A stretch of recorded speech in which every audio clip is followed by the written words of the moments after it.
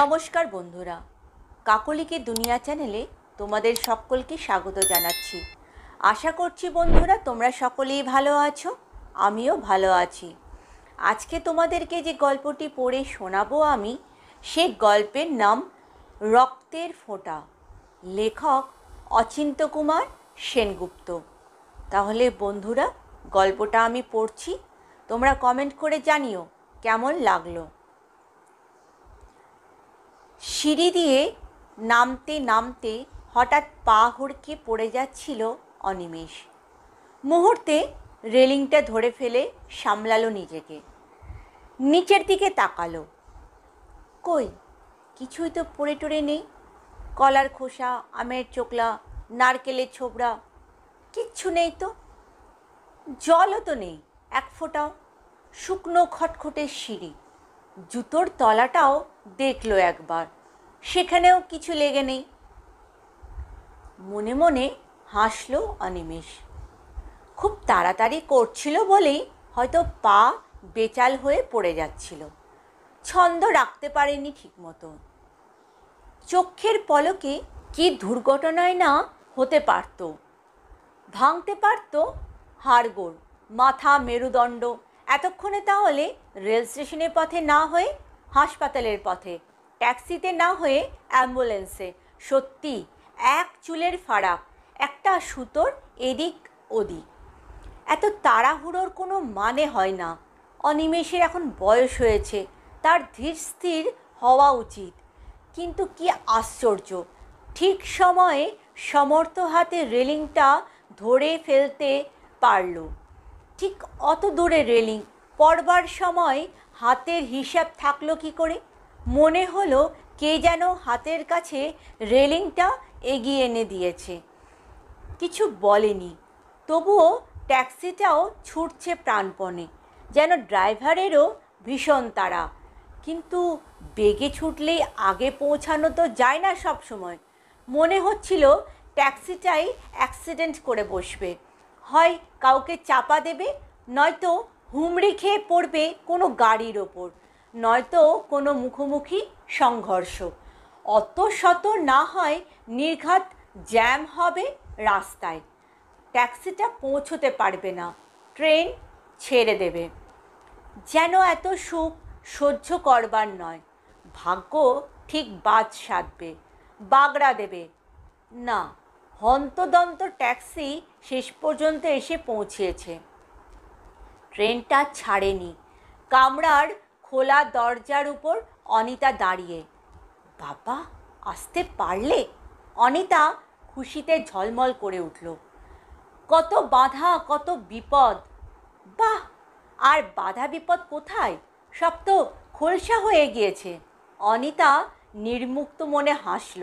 এখন তো ফাঁকা মাঠ, যাকে বলে লাইন ক্লিয়ার। অনিমেষ হাসল স্বচ্ছন্দে। হঠাৎ ইঞ্জিনটা হুইসেল দিয়ে উঠল। অনিমেষ বুঝি উঠতে যাচ্ছিল। অনিতা ব্যস্ত সমস্ত হয়ে বলে উঠল, আরে উঠে কি হবে? না, অন্য, ওটা প্ল্যাটফর্মের ইঞ্জিন।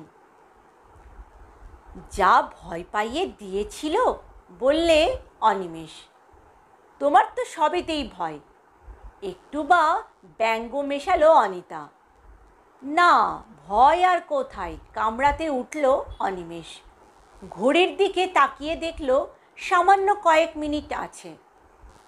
বলল, কিছুক্ষণ বাকি। কিন্তু কতক্ষণ?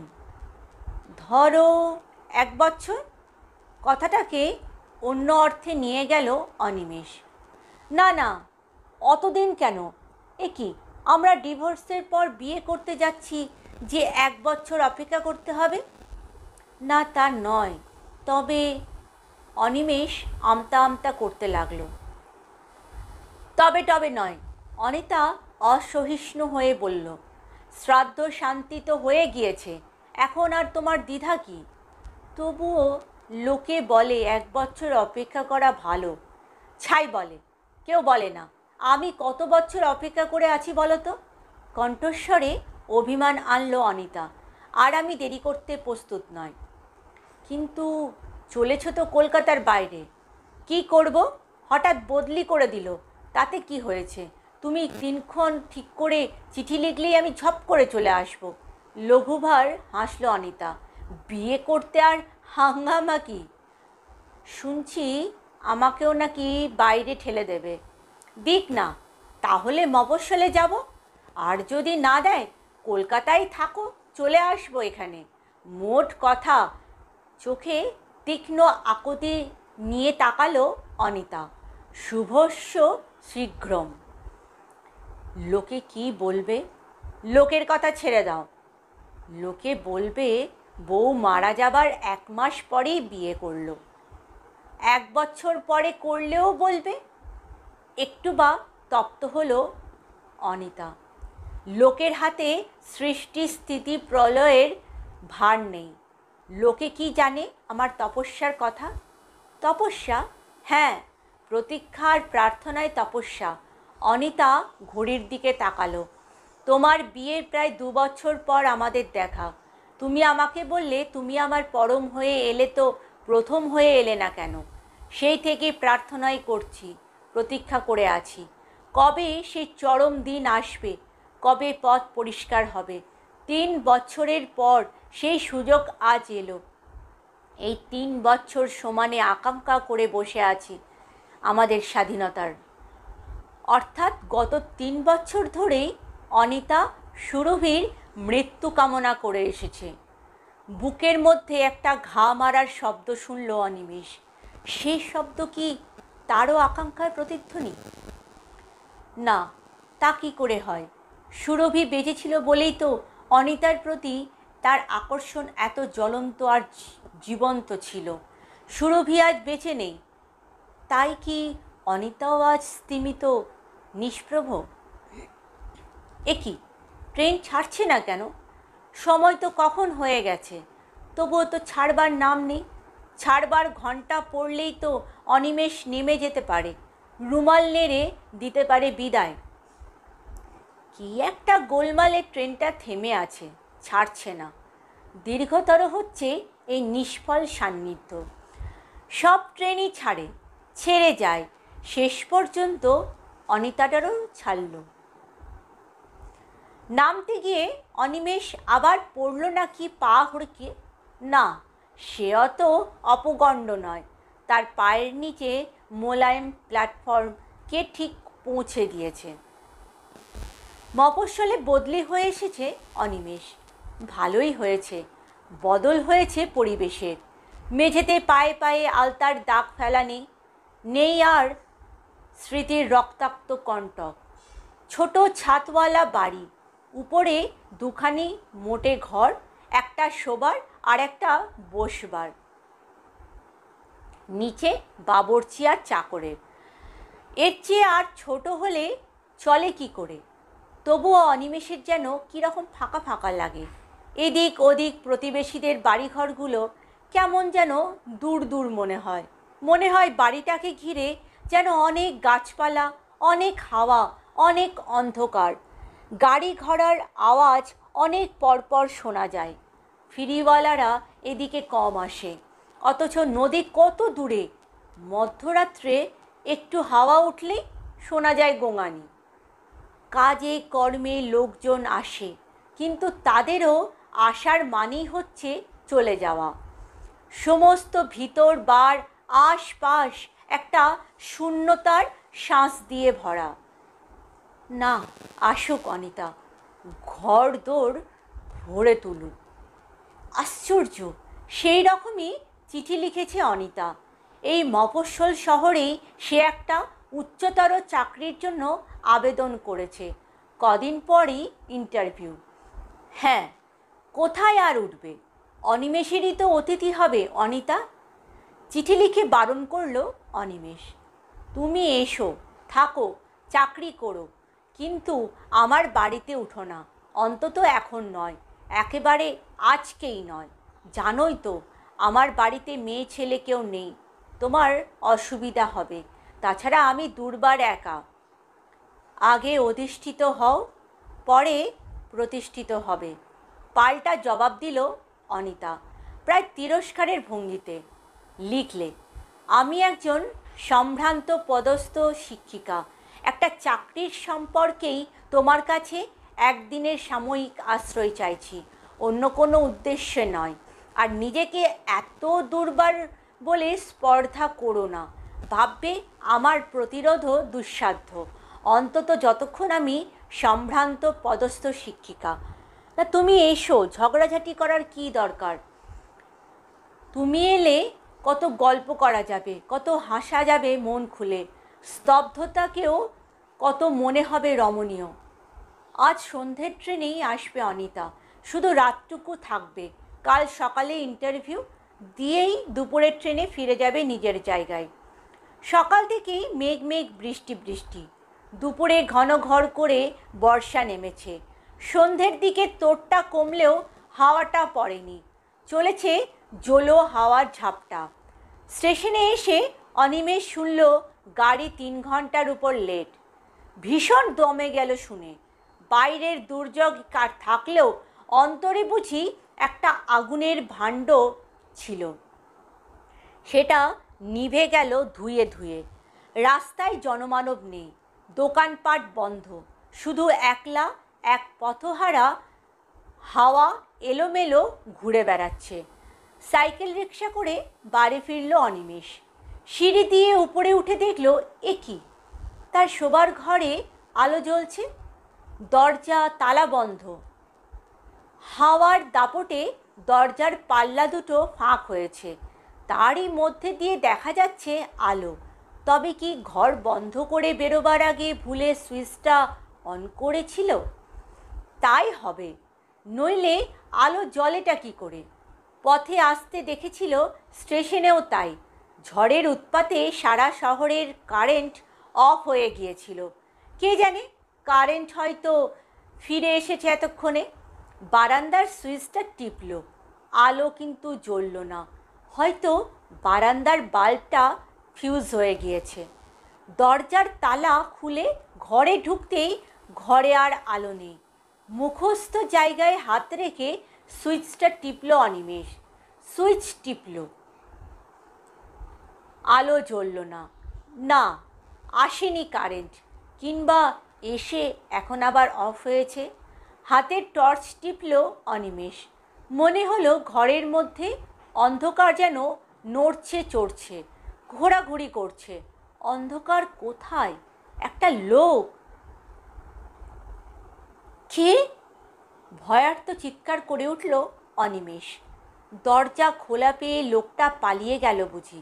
অনিমেষ প্রবল শক্তিতে দরজা বন্ধ করল। প্রায় কারেন্ট বন্ধ হয় বলে ক্যান্ডেল আর দেশলাই হাতের কাছেই মজুদ রাখে, তাই জ্বালালো এখন। হোক মৃদু, একটা স্থির অবিচ্ছিন্ন আলো তো দরকার এখন। কই, লোকটা যায়নি তো। খাটের বাজু ধরে চুপ করে দাঁড়িয়ে আছে। এ কে? একটা বোবা আতঙ্ক অনিমেষের গলা টিপে ধরল। এ যে সুরভি, পরনে কস্তাপার শাড়ি, সিঁথিতে ডগডগে সিঁদুর, খালি পায়ে টুকটুকে আলতা, ঠোঁট দুখানি চুনে খয়েরে রঙিন করা। সুরভি ডান হাতের তর্জনী তার ঠোঁটের ওপর রাখল, যেন ইঙ্গিত করল অনিমেষ যেন না চেঁচায়, না কথা বলে। তারপর আস্তে আস্তে হেঁটে হেঁটে দেওয়ালের দিকে সরে গেল সুরভি। সরে গেল যেখানে একটা ক্যালেন্ডার ঝুলছে। একটা তারিখের উপর আঙুল রাখল। 2 চোখে ক্রুদ্ধ ভৎসনা পুড়ে তাকালো অনিমেষের দিকে। সেই চিহ্নিত তারিখে টর্চের আলো ফেলল অনিমেষ। দেখল আঙুলের ডগায় করে 1 ফোঁটা রক্তের দাগ রেখেছে তারিখে। কোন তারিখ? এ তো আজকের তারিখ। বাংলা 28শে আষাঢ়, বৃহস্পতিবার। 28শে আষাঢ় কি? 28শে আষাঢ় অনিমেষে সুরভির বিয়ের দিন।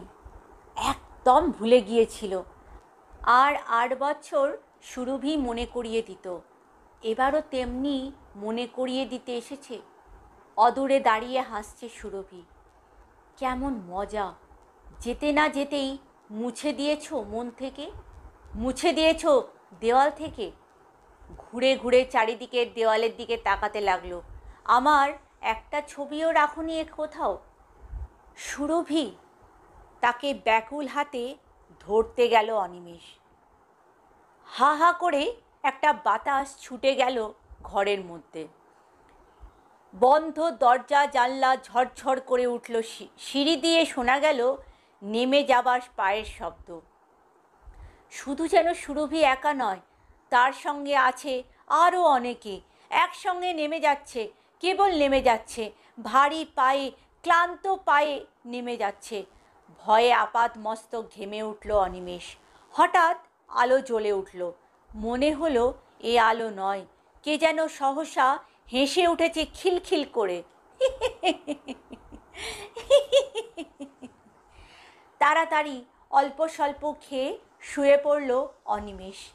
টর্চ, ছাতি, ওয়াটারপ্রুফ দিয়ে চাকরটাকে পাঠালো স্টেশনে। যত টাকাই লাগুক, যেন রিক্সা ঠিক রাখে, যত দেরি হোক ঠিক মতো আসতে পারে যেন অনিতা। ঘড়িতে রাত বেশি হয়নি, কিন্তু মনে হচ্ছে যেন অনন্ত রাত। গাছগাছালির মধ্যে বাড়িটাকে মনে হচ্ছে যেন রুদ্ধশ্বাস কবরের স্তূপ। কেবল বাতাসের হা হা, ডালপালার কাতরতা। বিছানায় জেগে বই পড়ছে অনিমেষ। জাগ্রত সমর্থ বন্ধুর মতো আলোটা রয়েছে চোখের উপর। খট খট খট, দরজায় কে আঙুলের শব্দ করল। চমকে উঠল অনিমেষ। নিশ্চয়ই মানুষ, অন্য কেউ হলে আলো নিভে যেত। হাওয়া উঠে দরজা জানলা কাঁপাতো, সিঁড়িতে পায়ের শব্দ হতো, নয়তো কুকুর কোথাও কাঁদতো মরা কান্না। মানুষ বলেই বারান্দার আলোটাও নেবেনি। ভয়ের জন্য লজ্জা হতে লাগলো অনিমেষের। বালিশের নিচে হাত দিয়ে রিভলভারটা একবার অনুভব করলো। ধীরে ধীরে খুলে দিল দরজা। এ কি, তুমি? অনিতা? উফ, কি ভীষণ লেট তোমাদের গাড়ি, আর তারপর কি জঘন্য বৃষ্টি। তোমার জন্য স্টেশনে চাকর পাঠিয়েছিলাম, সে কোথায়? কই, কারোর সঙ্গে দেখা হয়নি তো, তাই তো একাই চলে এলাম। ঘরের মধ্যে ঢুকে পড়ল অনিতা। তোমার মালপত্র কোথায়? সবই স্টেশনে পড়ে আছে গো। শোনো, আমি না খুব ভীষণ ক্লান্ত, এক গ্লাস জল খাবো। টেবিলের ওপর ঢাকা গ্লাসে জল ছিল, তাই ঢকঢক করে খেয়ে নিল অনিতা। বললে, শোবার জায়গা করেছো কোথায়? পাশের ঘরে। আমি যাই, শুয়ে পড়ি গে, দাঁড়াতে পারছি না একেবারে। ম্লান রেখায় হাসল অনিতা। নিদারুণ ঘুম পেয়েছে। বাহ, সে কি, খাবে না? না, পথে অনেক খাওয়া হয়েছে। আচ্ছা আসি। পাশের ঘরে গিয়ে দ্রুত হাতে দরজায় খিল চাপালো অনিতা। তবুও দরজার মুখ রেখে বলল অনিমেষ, ঘরের আলোটা জ্বেলে রাখো, আর দেখো নতুন জায়গায় যেন ভয় পেও না। ভয় পেলে আমাকে ডেকো। অনিতার যেন আর কিছুতেই ভয় নেই। তার বুঝি অনিমেষকেই ভয়। কেন কেন দুজনে আজ ঝড়ের রাতে একসঙ্গে এক ঘরে থাকবে না? থাকলে জীবন্ত লোকের সংস্পর্শে পরস্পরের আর ভয় থাকতো না। আর যে ভয়ের কথা অনিতা ভেবেছে, সে যে কত অবাস্তব গায়ের উত্তাপে বুঝিয়ে দিত। তখন কত রাত কে জানে। দু ঘরের মাঝের দরজায় টুক করে একটা শব্দ হলো। সেই শব্দ স্পষ্ট চিনল অনিমেষ। সে খিল খোলার শব্দ। রুদ্ধ নিঃশ্বাসে বিছানায় বসে রইল অনিমেষ। কই, অনিতা এলো না তো ঘরে? না, অনিমেষকেই তো ডাকছে অনিতা। এক নির্জনতা ডাকছে এক নিঃসঙ্গতাকে, এক ভয় আর এক ভয়কে। পা টিপে টিপে অনিমেষই উঠে গেল। খোলা দরজায় ঠেলা দিয়ে ঢুকলো ও ঘরে।